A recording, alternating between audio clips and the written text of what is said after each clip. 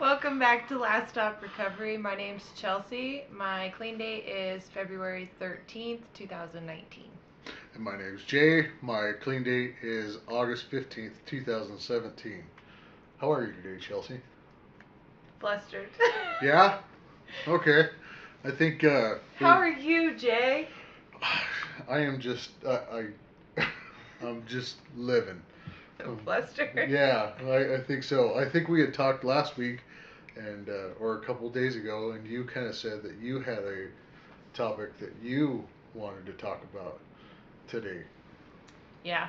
Um, I did want to talk about it then. Right. Now that we're here. Yeah. um, so I have two autistic kids, and my son has much higher needs than my daughter. And on Wednesday, so the day after we recorded, he did not have therapy. And I was in the backyard with our dogs. Kylie was in her room because that's what 13-year-olds do. Mm-hmm. Um, and I noticed when I came in the house that his bedroom door was open because he was still asleep when I went outside. And he'd been up since like 3:30 a.m. is about when he went to sleep, which is typical for my son. So I thought he was still sleeping. His bedroom door was open and his TV was on. So I made the dumb assumption that he was in my bedroom watching YouTube because typically that's what he would do. Hmm. And I got water and then I went back inside and then something told me to go check because I couldn't hear our TV in our room when I got back outside. Um, and so I went back inside and I looked in his room and he wasn't in his room, and I went in our bedroom and he wasn't in our bedroom, and then I ran to my daughter's room and she had no idea where he was because she was laying in bed with food on Right. her stomach. Yeah. And she didn't know what was going on, and so I opened the garage door, and typically our garage has the double lock. Our house is like Fort Knox with all the locks. Right. But she had gone into the garage to get one of her bubbly waters and left it all unlocked. Mm. So when I opened the garage door, the garage was wide open. Oh man. And he was gone. So eloping is a huge part of having an autistic child, but Bubba had not eloped since he was like 4. And my assumption was it hadn't been that much time. And so I was like, he's probably just like in the neighborhood, like down the street or Right. like. And I went outside and there was neighbors like washing their cars, and like there were people outside and no one had seen him. That's crazy. And so I told Kai to keep looking, obviously, but I got in the car and then drove to the parks, like by our house. Because when he was 4, he eloped and went to the park. I mean, he's almost 11 now. Right. But I went every direction that he did not go, and I couldn't find him. And so finally I had to call 911, which is like a parent's worst nightmare. To call 911 and say you lost your child. Right.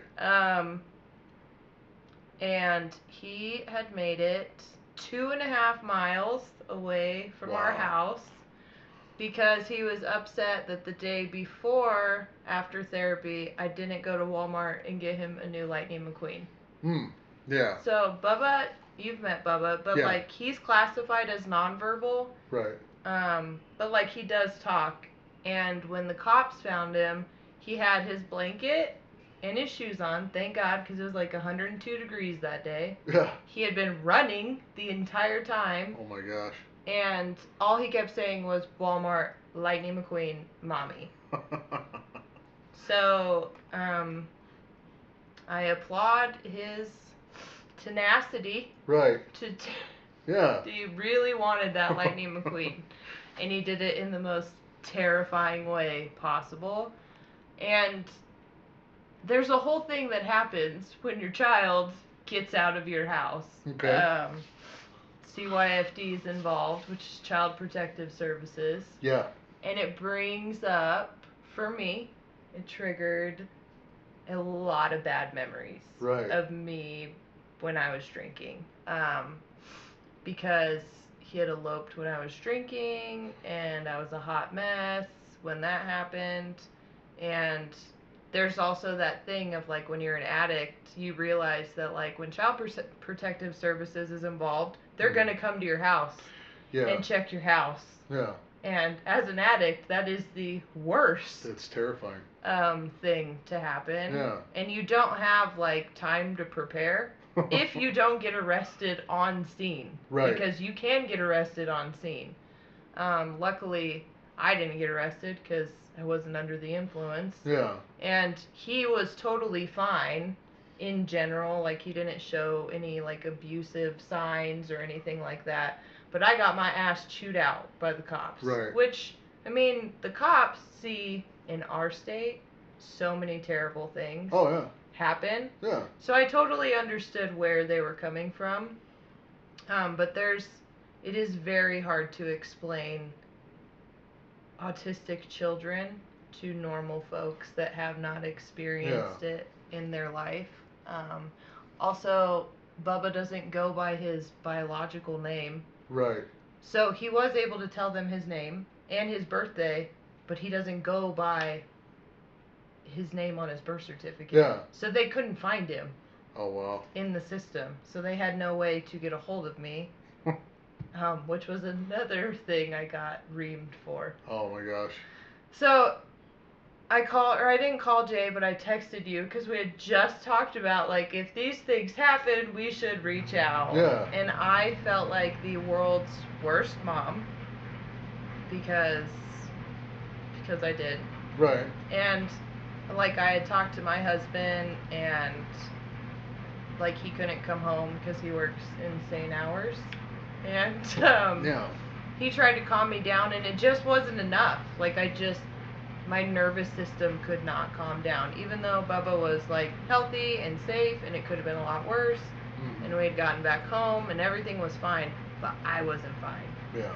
And that took a couple of days to, like, be okay. That the situation could have been a lot worse. It wasn't. And there were so many things, thanks to my sobriety, that I didn't have to worry about. Like when CYFD, Child Protective Services, came yesterday unannounced. Yeah. And then they went through the whole house. They have to make sure there's no drugs, alcohol, weapons that aren't locked up.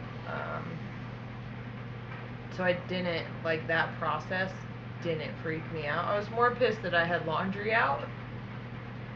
And then I realized that I'm a mom. And probably that's the most normal thing that they get to see out when they're checking if a kid is in a safe environment. Yeah. And then my daughter had to be interviewed because now she's of the age that, like, prior she was too young to do, like, an interview.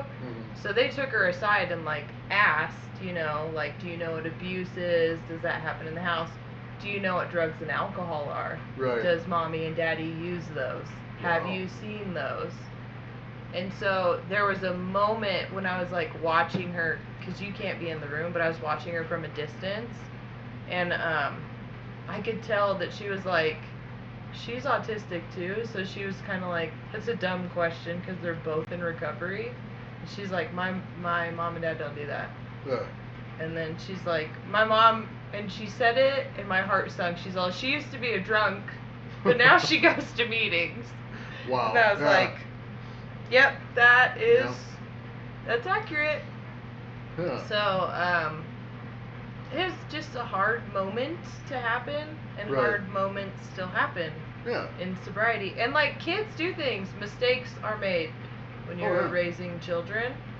The forgiving yourself and, like, seeing the situation how it is, not what my brain tells me the situation is still really difficult. But yeah, I've reached out to way more people than I typically do. Yeah. And now there's a small piece inside of my head that's like, you know, it was a bad moment. Bad moments happen. They do.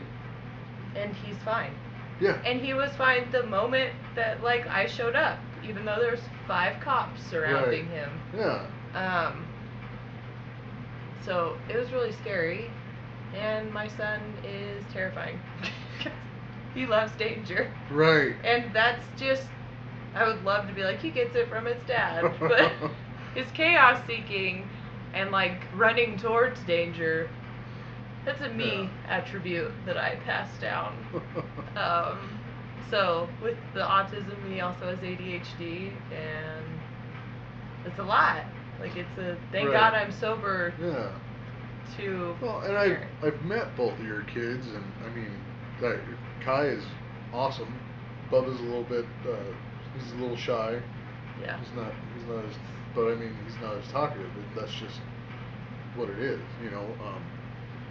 And it's not even like saying that that's an abnormal thing. I think my parents used to live in town, Yeah. you know, and you know, I ran away from our apartment when I was when I was a wee child. Little And tyke. yeah, and my parents talk about it all the time. And it's like, I don't think CYFD was around whenever that happened, but Yeah.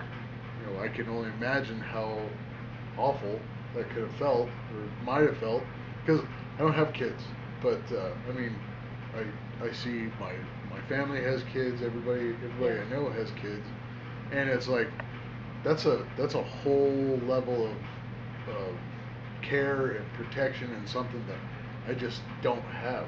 The only thing I can compare it to is like every once in a while at our old house, our dogs used to Yeah. escape.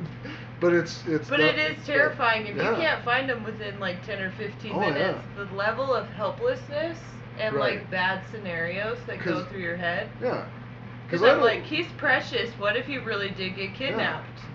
And what if, I mean, I don't think it would be the same thing. I mean, we have collars on our dogs' necks. Would it be the same thing? No, Please and like call for my child. that's No way. it's so hard because like the cops were like they don't know autism, and so Right. they're like, you can put an Apple ID tag like on his shoe, and I'm like, he will rip it off Yeah. and break it. Yeah. And they're like, or they make necklaces or like bracelets, and I'm like, he will not keep any of that on his body is the problem. And they're like, well, you could sew.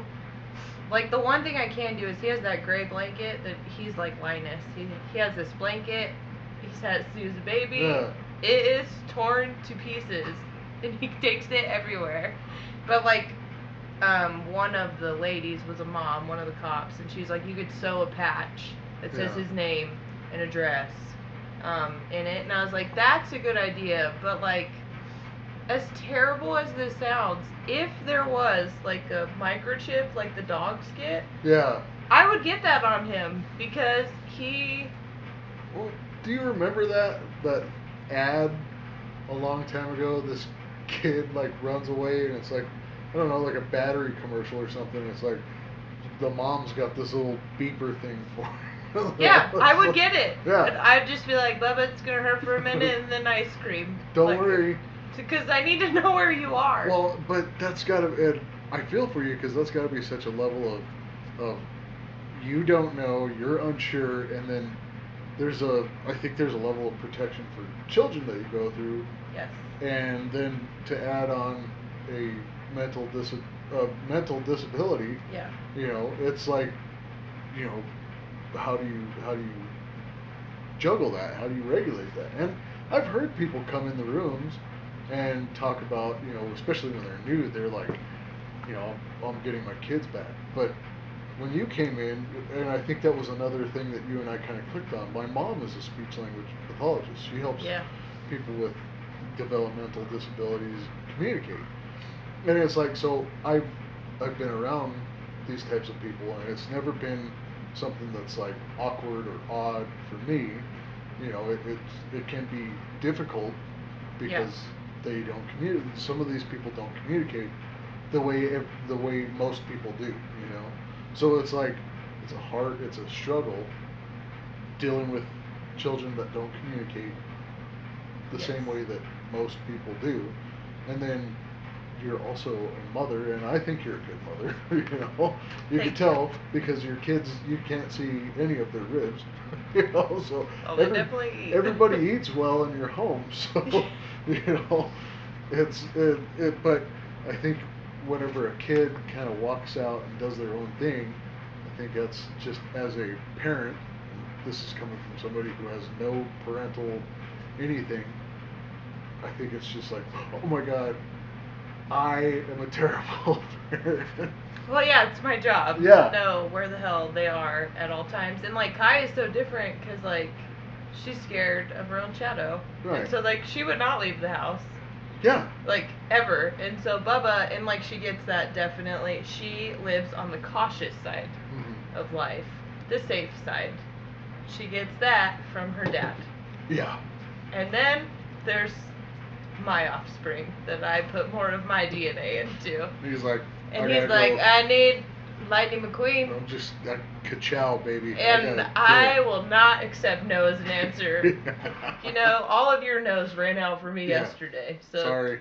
Today I'm taking this into my own hands, and I will be getting it. Yeah. So, I mean, I'm like, later on in life, that'll be super useful for Bubba. When he wants something, he will just full bore. Yeah. Go after it. Well, and yeah, well, eventually he will. He will just. So I'm like, that's great. But in the meantime, it is so scary, and I hope it never happens again. Please don't do that again, small child. Well, and like him, he's still a boy. Like, even though he's autistic, he is still a boy's boy. And seeing his mom scared is the funniest. The funniest thing to him in the world, especially just the immediate terrified. So he finds that. Yesterday he did it at Starbucks. We go to Starbucks after I get him from therapy. There was homeless guys, like there's a gas station behind it, and there's this group of homeless men. Yeah. Like hanging out by the drive-thru. Oh. And Bubba looked at me, and I looked at him, and I knew that he was going to do something. And so he started knocking on the window to get their attention. And then he started to roll down the window. And I was like, no! And then he just hysterically laughed at me because we don't know, like in this town, it's nothing. I'm not going to say anything like, we help the homeless all we can. But they weren't the ones you want to be knocking on windows for. Right. So they looked extra rough. And they looked armed, too. Maybe. Yeah. And I was like, but he just loves it. Like, that's the thing. And I get it. And I don't like it. Right. And he likes that I don't like it. Because seeing your mom super uncomfortable and scared. He can just mess with you now. Yeah. That's his life goal, is to continuously mess with me. No, that's a tough thing, Chelsea, that you had to go through. I mean, it's just that's awful. I mean, I know. I know when I told you, I was like, this is going to sound weird. It's going to be really long. Hang in there. I just need to, like, tell you, and you don't really need to, like, say much back. Right. But you did, and I appreciated it. Especially you're a good mom, so don't listen to what your brain is telling you. No, and I think that's the hardest thing is, you know, I know as drunks and in recovery, I know my brain especially keeps telling me that I am absolutely not good enough. Yeah. Whenever things and they could be big things, they could be small things, but it's like, you know, like, I don't know, I have this pair of shoes that I really like to wear, like especially if I'm working on the car or something, and the damn shoelace keeps untying on it. And I don't know why, but it's like, in my head, I'm like, I bought the shittiest pair of shoes, and why the fuck do I have to keep bending down and tying these shoes? So it could be another mistake I made. It could be something as simple as that, as a shoe coming untied all the time, which it's not a big deal, or it could be losing a child? Yeah, losing a child. Yeah. No. I'm partially dead. Oh, man. Okay. All right. We had to take a commercial break. Sorry. Yeah. So, yes, you have been dealing with your children for their entire lives, and yeah, I just had to take a phone call from trying to get unemployment. Holy hell, what a nightmare that has been. So yeah, the things you end up dealing with in sobriety are kind of like these real life things, like that. I don't think I would have dealt with this very well if I was still drinking. Oh my God, no. Yeah. You probably would have Fought someone. Fought. Screamed. Lots Yeah. of people. Oh man. You would have gone down to the office for sure and demanded. You know what's funny? Do you know who I am? You know what's funny is I did go down to their office and they don't do in person there.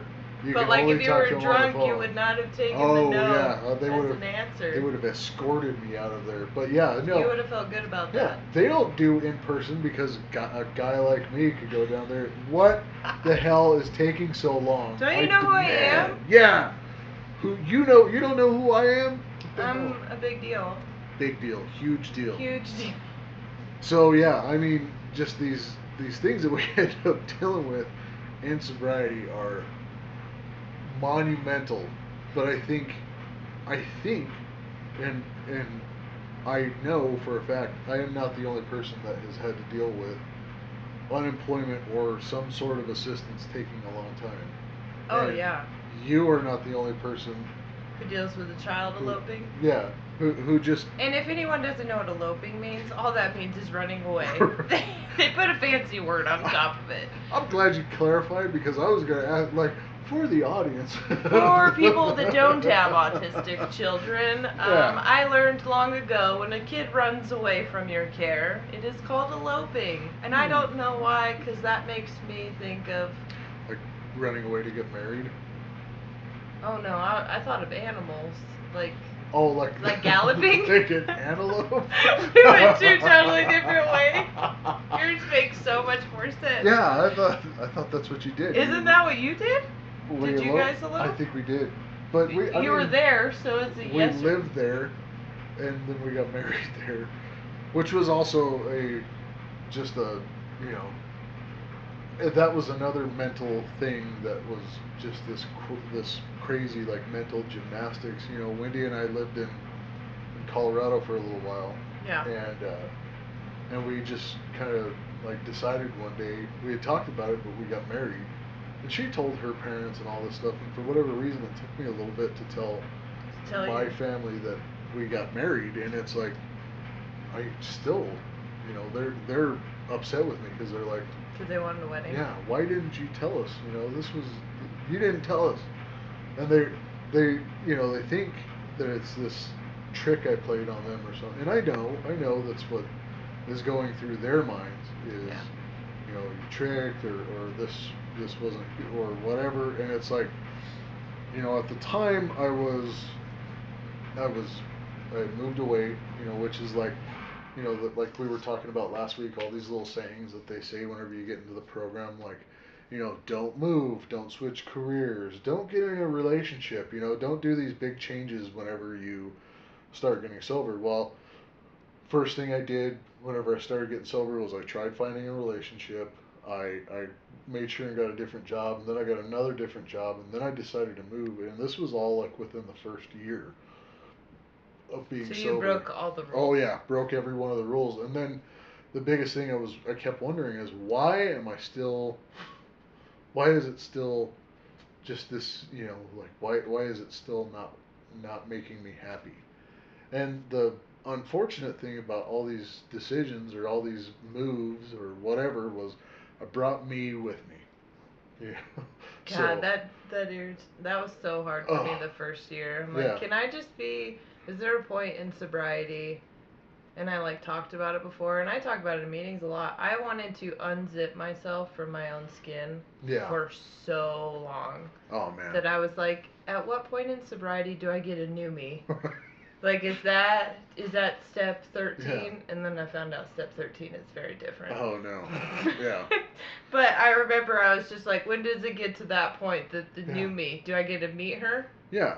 I would like to be a part of the process when selecting. When do I The new become one. that incredible person? You know, that people just And there's wanna be still around? times, years Yeah. in, that I'm like, when do I get to... But it's still these things that pop up, these little situations that I just don't.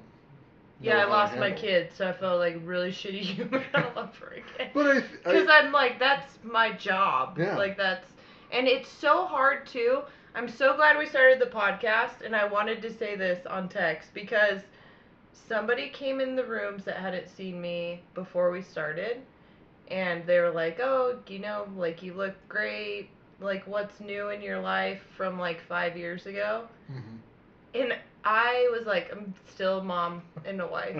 And it hurt me to say that. That I was just like, it's not that that's a bad answer, Right. but I'm like, I haven't like gone out and achieved any miraculous new adventure. So I'm like, I hit the gym way harder now. Yeah. Um, that's pretty much it. That's And it. so when it came up for the podcast to do it, I think that was a large part of like, yes, like Yeah. let's Anything. only that, and like we're doing it. Like, not like this is no longer an idea. We Yeah. just put it in cement. Yeah. And yeah, I'm just, it's good to be able to say I'm doing something Something. other than, Well, and not then, that being a wife, I don't want it to sound like being a wife and a mom is not a like fulfilling thing. Being a mom of two special needs kids yeah. is so tiring, and there's so many extra steps. Being a parent is really fucking hard. It's just like when the dogs swallow something they shouldn't, and it is all consuming Right. of like going to the vet and then like the medication, and that's every fucking day. That Yeah. is 5 a.m. until, for my son, 2 a.m. So I get a 3-hour window of possible freedom. Last night he was up until like 4:07 is Oh when my I gosh. took away his remote, and he's at therapy now. And that's the craziest thing. He went to bed at 4:07. He woke up at 7:30. He is fine. It's like he slept 12 hours. He's full of energy and he is good to go. Oh God. I think I did almost sleep 12 hours, and I'm still tired. But I mean, in all honesty, you say you saw this person, and you don't think you've done anything in 5 years, but I've seen, and I think that's the other thing is I've seen you go through some incredible stuff in 5 years. I mean, you were driving a truck that I think your dad gave you, and it had been around for, I don't know, what, 20 some 22 odd years. years. And it's like, you're like, I don't understand why it keeps breaking. It's like, well, it's a that poor truck is telling you, please, Please get rid of me. please just let me die. And you went out and you guys bought a new car. You guys went and did a bunch of research, and you got Yeah. a car that you really like, and it's like, man, that's a really nice car. And you guys did like an upgrade on your cooling system on your house. Yeah. Well, Gabe's in HVAC. Yeah, I mean, But like, it's still like those house things. Being a homeowner, Yeah. so expensive. So replacing all the ducts and the AC and the Oh, I know. heater, it's one of those. Yeah. But we did that. So You guys like, did we it. were the laborers, Yeah. and I had no idea that attics get like 120 plus degrees. It's crazy to think about that. And then huh? Gabe does that for a living. So like, we did it for those 4 days, and there was many times my life flashed before my eyes because I was like, this is how people die. It feels like hell, and we have to be working and thinking. Isn't it so crazy to think about, like, on the roof of your house it could be blaring down 100-degree heat, and then inside your house it's like 70 But in or your 75, attic, but in your attic there's an oven. it's hell. It's How is where my house so Satan comfortable? lives. Anyway, that's on our other podcast. Jay and Chelsea discuss thermal dynamics. So sorry. We will start talking about recovery. Right. But you get to do projects in recovery, and you can afford them. Yeah. I mean, the financial stability comes and goes, but like in sobriety, you don't sit in being broke the way that you did in addiction. In sobriety, it's like, okay, this is the situation. What is the solution for this situation? You also finish projects, like, Yeah. and like my projects may take a little bit longer now, Because you have OCD. but it's because I'm actually like going, well, I'd like to do this the right way, and I can Yeah. take a little bit of extra time to do it. But it's like before it was like, fuck this, it can't be right. I'll kind of half-ass yeah, it. I'll just get drunk about it, I will get drunk the first 5 minutes of this project. Yeah. We'll see how it turns out. And just these things that I used to do, like I think that's one of the coolest things that you and I have talked about is like you said something that I thought was just incredible, but like you were an alcoholic the moment you were born, and I believe that totally. You know, like last week we were talking about loneliness, and I think we're we're we're going through our growing pains of doing this, but like Yeah. we couldn't really hear. I vainly watch our episodes because I'm like, how do they look? And it was like, man, I can't. We talked about some really good stuff last week, Yeah. but it was like I think I don't know if I mentioned it last week, but I have been depressed. I've had to deal with depression my entire life. I looking back on it now, I don't remember a time like I think there was that little commercial where they showed the little black cloud hanging over somebody's head, and it's like, wouldn't it be so cool if there was this cute little black cloud that just followed me around, and that was sad, not this.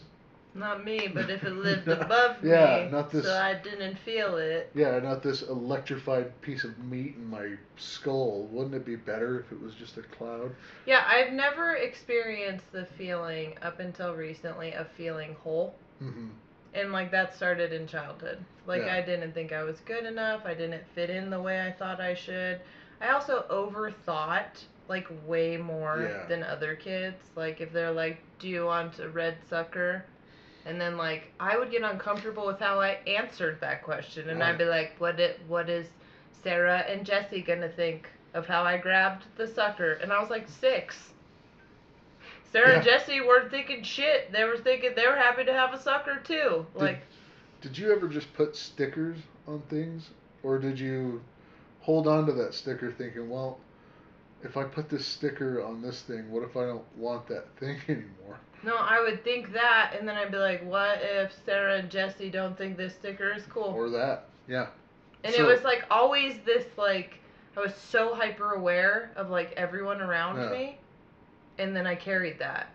Cause man, I just have that thought in my head, like whenever I see this, even adults like driving around with a vehicle and it's like got a bunch of stickers and it's like, you know, wow, Yeah. they just they can do that, like, and I don't That's know. okay with Yeah, them. they saw that and they went with that, and it's like, to me, I'm like, it's so cluttered. And what if I forget what that sticker meant, or what if I put it on crooked? Or like you go deeper and you're like, if my car stickers are cluttered, people Yeah. will know that my life is cluttered Or- and I'm cluttered. Or what if I think that sticker's really cool, and then my car gets wrecked, and then And now then I'll never get the sticker yeah, again. or what if I put this sticker on this window, and I have to replace that window, and then now that sticker's gone forever, and I really like that sticker, and it's like, do you do that, or are you normal? You know? Or is your brain normal and you're just like, I like this sticker and I'll put it wherever I want. Yeah, because I don't remember a time in my life when I didn't have just like overthought about any of this kind of stuff. So like when, being an adult, especially an adult who spent my 20s, like late teens into my 20s, drinking alcoholically, and now I'm trying to figure out life. It's like, what do I do with this stuff? Because I can't, as a 37-year-old man, go, well, my mom. It was my parents. Well, it was my parents. And I mean, some of that maybe, but I just can't, Yeah, we've So- at least grown out of that Yeah, phase. I am I have been I have been out of my parents' lives longer than I Then you're in. was in them. Yeah. So yeah, I mean, it's coming down to this point where it's like, how do people just navigate life? And it's, I was talking with my sponsor about it the other day, because we go eat breakfast on Sundays, and it's kind of a cool thing we do to get together, and it's like,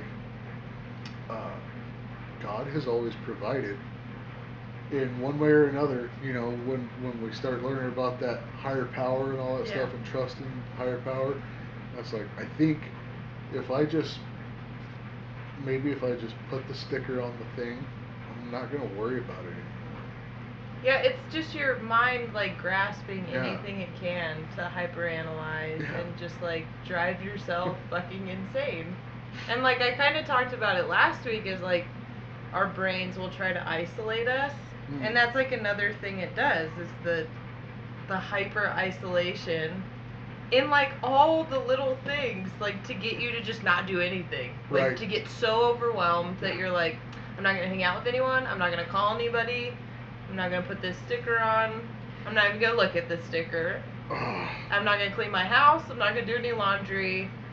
And then you're like, it's just getting you that uncomfortable. And that's what I meant by like, my addiction hides in very different places now. Yeah. And they can be just as damning as they were the first couple months of sobriety. It's just, I have way more practice in saying no. Yeah. Inside of my head of like, if the elusive thought comes through of like, what if I had a drink right now?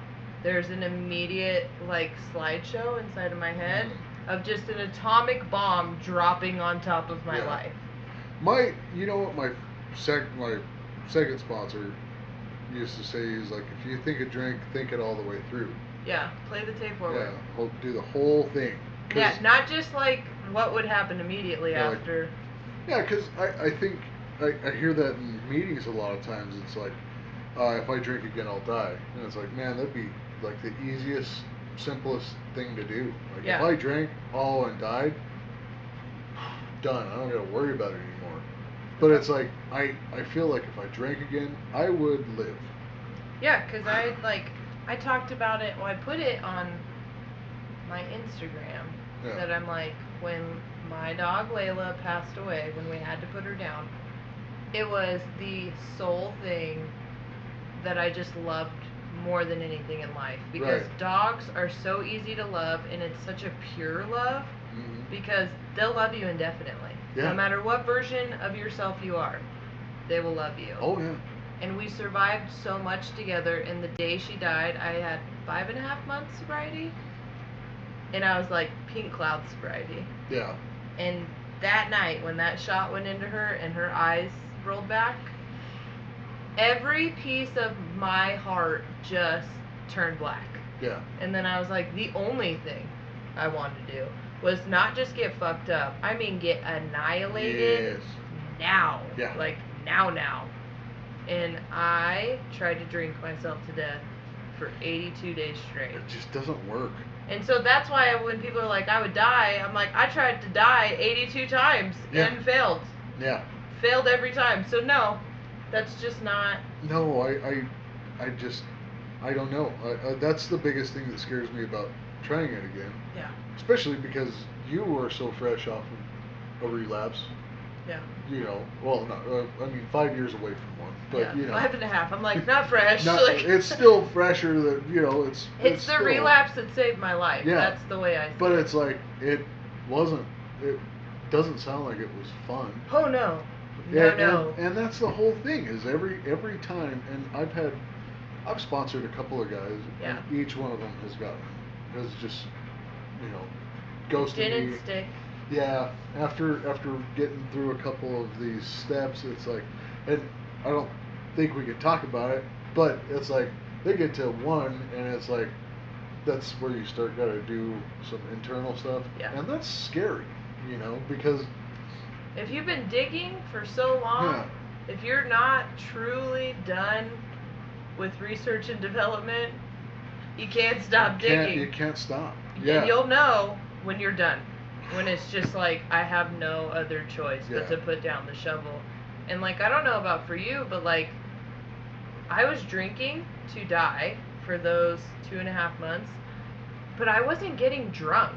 Right. Like, I wasn't feeling the effects of alcohol, and so I'd chase that dragon, and I would keep chasing it. And like, drinking kind of worked for me for a long time, and I would go from chasing to be drunk to just blackout, and there's no in between. It was, I felt sober and wanted to be drunk, kept drinking, to I have no idea what happened last night. Yeah. And there's a lot of broken things in my house. Which, I mean, and to think about it, to kind of put it in perspective, Wendy and I had to she had a dog before she and I got together. Yeah. And we had to put her down a few years ago. And that is mortifying. Like whatever they show in movies It's a lie. is very soft compared to what actually happens. Yeah, I had to be carried out of the Yeah, bed. Like I could not stand up. It is incredible what that little shot does. And there's no going back. Yeah. And like as an alcoholic, I don't know if that was it, but like they give you kind of like a, okay, are you ready? My answer is no. It felt like 700 times until they were like, okay, like the veterinary's office is going to close. Like we got to get this show on the road. And I just couldn't until Gabe said yes. And I was mad, and by the time that yes came out of his mouth, like it was happening, and there's nothing you can do to stop it. Like she was just gone. It's so final. It's just And it was like like we sat there, and I remember just like oh my god. Yeah. Like what in the hell was that? And even the vet was like, it's not like in the movies. She's not gonna slowly fade away. It's immediate. It's in and done. Yeah, like their eyes rolled back and Layla's tongue fell out, and I was like, holy And then I went through this shit. really psychotic part, and I don't know if this is going to help anyone, but this is what I did, is like, your dog you have raised, I had Layla since she was 3.5 weeks old. She was the size of my little hand. She was blind when I got her. So like, oh my god. I was the first thing she saw. Yeah. And so I was her mom. I looked a little different. I was less furry.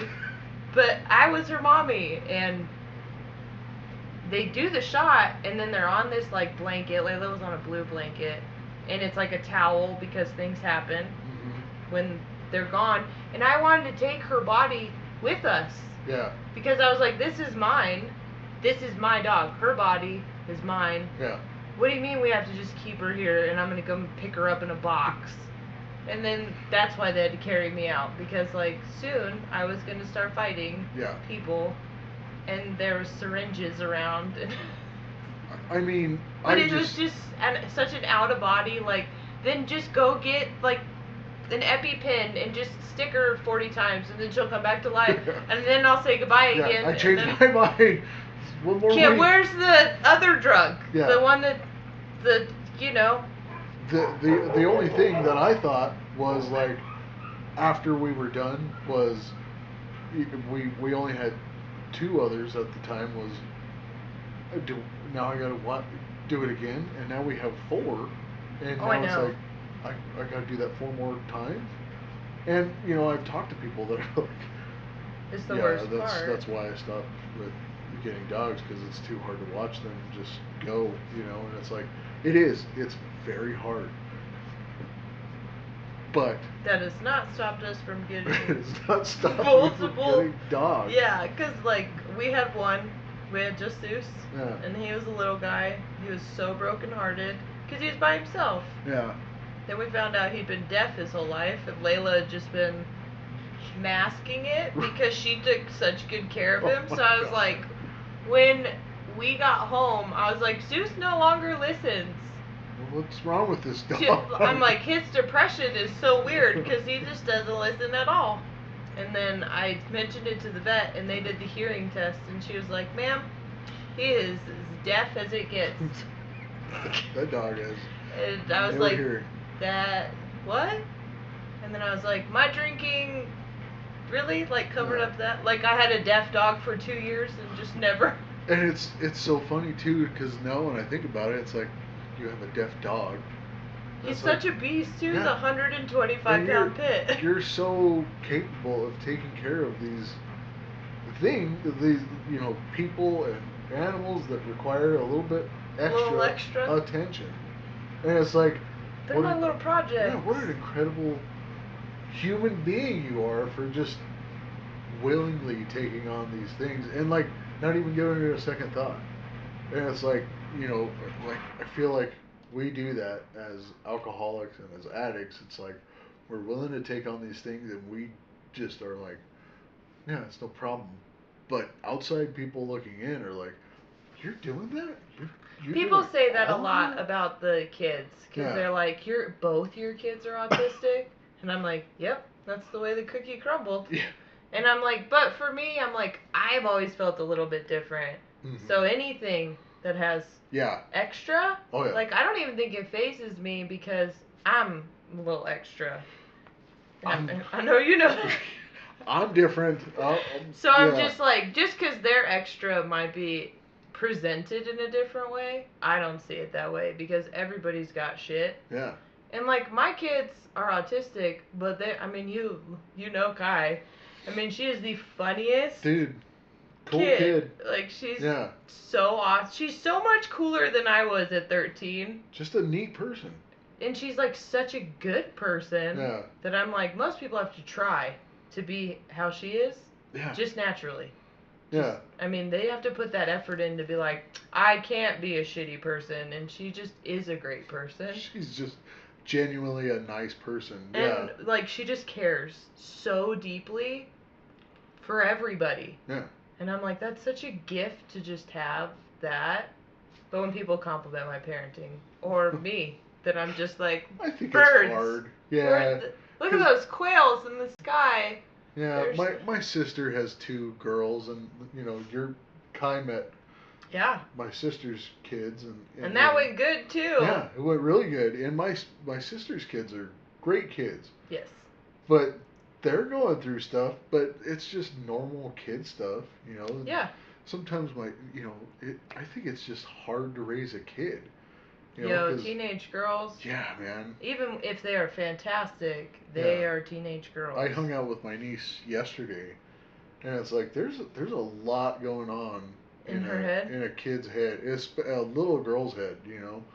Yeah, God gave us like very overactive brains. Oh man, He's like, we're gonna make men this way, but then women, we're gonna. She's telling me about her friend who she told her friend that she liked this guy, but her friend, she's like, and she's not being honest with me because she's all of a sudden dating this guy, but it's totally cool because I got like 2 other guys that I know, and I'm like, well, you know, and she's got all of that going on, and she's like, I really hope, you know, school goes well, and it's just like all these ideas and thoughts coming out of her head, and she's directing towards me, and I'm like, you're 12. You got a lot going on, man. I don't even think that way. Yeah. Wow. Yeah, and like their generation is very different. Like our generation was, I think, the first to kind of crack the ice on like maybe we should talk about feelings, whereas like Kai and Monica's generation is like we will be talking about feelings. Tell you how we feel. And I don't care if you don't know what to do with that information, because I'm going to tell you about it. Yeah. And they just have, like, they're emotionally educated in a way that I don't think any previous generation has been. I definitely know the generations before ours, because I think you and I are both millennials. Yes. And I know the ones before us were horribly emotionally stunted. Boomers? You know? Boomers. Boom, boomer. And then the greatest generation, whoa. But I mean, I don't want to get into generational shit talking here. Because I think we have a pretty broad audience of. Yeah, I think all age groups are going to do well. Hopefully not kids, but. I hope not. But. I think that's a pretty amazing thing that these kids nowadays are talking about their emotions. And they they don't have the internal walls that we were given of like you can share your feelings to a certain certain extent. Yeah. And like they share them until they're done talking. Right. And like that could be hours. Yeah. And like you just kind of have to be like, I don't know how to process all of that. And they're like, it's okay, I'm going to keep talking until I feel better. I know I have a sponsor now that I talk to about my feelings. I talk to my wife about my feelings. And then I also have a therapist that I go to and talk about my feelings. So it's like, I have specific... You have a feeling squad. And then, I mean, you and I talk about feelings all the time, too. So I guess, it's like... I'm included in the feeling squad. We talk about feelings. We are talking about it. Yeah, we are getting them out there. And it's like... And it is so uncomfortable for me. I have no idea why, but like, I know you and I will text back and forth Mhm. for a little bit, and then it's like, yeah, I gotta, because feelings. We're talking way too deep right now, Go. so I'm gonna go edit. I'm gonna ghost you for a couple hours here, but I'll get Go work back on the to you. TikTok. But it's like, I think that's the most healing thing that anybody could do. I really, really wish I had started talking about how I felt Years ago? years ago. I wish I would have from the beginning of sobriety. Yeah. Because I would have saved myself a lot of pain of just being like, hey, I'm actually not okay. Yeah. Not like I want to die, and not like I think the world is on fire. It kind of feels like it's on fire to me, but like, I just don't feel okay right now. And I don't know how to feel okay. But I would never say that because it was such an ego thing for me to admit Yeah. that like I wasn't okay. And it's hard even today, even though this was my idea. It's still hard all morning that I was like, why did I even bring this up? Because Yeah. I feel like I'm admitting to being a bad parent, even though shit happens when you're parenting. That's just part of it. Shit happens in life. Shitty shit happens. It does. But it's so hard for me to say like I made a mistake, and other times it's easy, but when it has to do with my kids and my kids are my job, it is so hard to say like this is another mistake I made in sobriety. And it could have happened at any time. Now I know if I tell my son no about going to Walmart or Target, there's an off chance he might climb on top of the roof to get out. Also, he was a quarter mile away from Walmart. He was almost there. So he pays attention a lot more than I thought. When I'm driving, he knows the way. Yeah. Well, it's not like I'm sure he pays attention to a lot more. Well, yeah, he's obsessed with cars too. So I think that's his biggest like fantasy is just Talking me giving cars. him the keys. Oh, like actual cars, not Yeah. like just the movie cars. No, well that too. Yeah. But like that's all he has. That's the only toys he has is something with wheels. That's awesome. All of his. Right. That's. He's such a motorhead Yeah. to an extreme point. The way that I was into sports. He's like, sports are lame. Boo sports. You kicking a ball around a field is the dumbest idea ever. And Kai's pretty much the same way. We show her sports all the time. Football. Gabe loves football. Yeah. He loves basketball. Gabe loves sports. So it's on a lot. And Kai will still look at the screen and point out the weirdest thing that's on there that has zero to do with the game. And she'll be like, look at that guy's bobblehead. Look at that guy's cheese hand. That lady looks mad. She's fighting with her husband. Look at that. And it's just like, she'll be like, is that a hot dog? Maybe, God, do we have any hot dogs? maybe And I'm like, people watching is her sport. art is her thing. Yeah. Like, it's so weird because, like, I'm an athlete. That's all I did growing up. It's just sports. Yeah. Gabe was an athlete, and he loved comic books. Our daughter is an artist who likes guitar and drawing. Our son is obsessed with things that have engines. Nice. Yeah. Yeah. I think engines are pretty cool. Well, you're a mechanic. Yeah. So, like, if he was your kid, that would make sense. I know. It would be weird if you had, like, a soccer star as a son. And you'd be like, I don't know where this came from. I'm happy about it, but I don't know where it came from. It would be weird. I really tried soccer whenever I was a kid. And How did it go? it didn't go well. I was ready for a popsicle. I like the oranges at halftime. Yeah. Yeah. Otter Pop, please. Like, 2. I need 2. I put extra max effort in today. yeah, my dad tells me about the time that I guess we were at some soccer game or something when I was a kid, and was down there at the end kind of just kicking the grass, and I don't know, the other kids were playing soccer.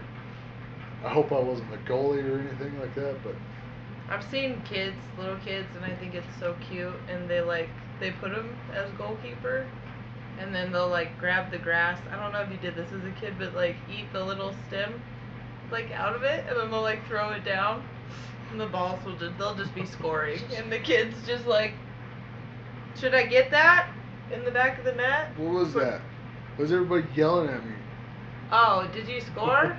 Okay. So, I don't know. Like sports were my thing. I didn't really have much of a choice. I was always in sports. Yeah. 3. All right. Yeah. The camera died. The camera did die. All right. So I think that we've talked for close to an hour. This is our 3rd take. Yeah. So we've talked about a lot today.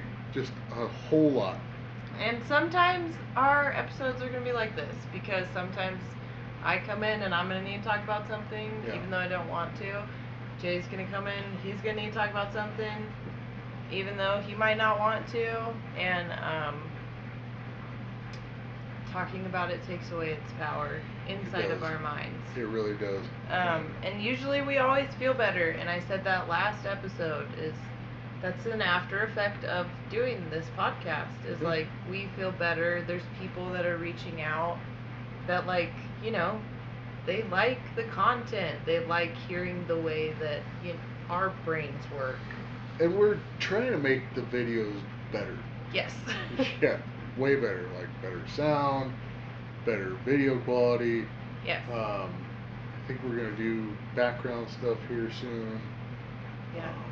Yeah, we're working on it. It's a work in progress, just like us. And honestly, it's not even if anybody really watches it. I know people are watching it. I know my mom's watching it. Yes, she is. Yeah. Mama Wanda Mom is watching. one of our biggest fans. Which, that's cool. I'm fine with that. Yeah. But, I mean, I think the biggest thing that's going to come out of this is if it helps us, cool. If it helps anybody else, even better. Yeah, that's the goal. And I don't think we're coming here thinking we're perfect. No. Or better than anybody. No. Or like our advice is end all be all. But I do know that we've gone through some shit and we kind of have ways to hopefully get through some shit. Yeah, we're just sharing our experience, strength, and hope. And we do it in a funny way. Yeah. Like most of the things, the way that we get through life is with as much humor as possible. Try to, yeah. And that's just our coping mechanism. Doesn't mean you guys won't see us cry. Yeah. I'm sure at some point there's going to be a day. You're going to have to cry. And it's okay to cry. Yeah. It's totally fine. So all emotions are yeah, okay, honestly. Even if they don't feel okay, they are okay. I think, again, we're going to do email and all that stuff. Email, I'll add our TikTok that's on there. There's not much on our TikTok right now. Yeah. Because we don't really know what we're doing yet. Yeah. On TikTok. Our Instagram, yeah. We have stunted ourselves in the technology department. Even though I thought we were so much more advanced until we started this. So there's a process to all these things, and we're learning that process. And then there's the editing and the new gear. Really easy to watch a TikTok. Making a TikTok is a lot. So we're gonna work on that. Yeah. Any suggestions you guys have? You can let us know. Email us. Yeah. Comment. Subscribe. Like. And I think that's it for today. Thank you so much for watching. Our new schedule. We're gonna talk about that. So we're gonna start uploading twice a week. So we record Tuesdays and Fridays. We'll probably release Wednesday or Thursday and always Sunday. Always Sunday. So tune in for 2 episodes a week, and we love you. Hope you have a great day. Yes. Bye. Bye. Bye. Bye. Bye. Bye.